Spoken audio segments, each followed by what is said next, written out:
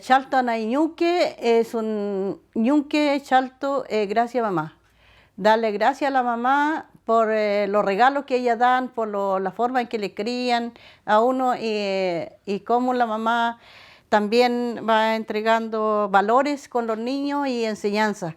La primera cosa que hace es regalarle algo al niño cuando ya empieza a caminar, cuando ya tienen 5 años, 6 años, para responsabilizarse de algo, ¿ya?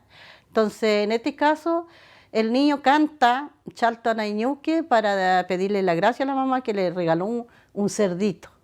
Y ese chanchito se responsabiliza a la niña o el niño para mantenerlo, cuidarlo y alimentarlo. Me motiva de crear esta canción porque igual es como para enseñar en los colegios igual. Es muy cortito la canción, con pocas frases, pero un contenido muy importante y dárselo a conocer a la familia mapuche.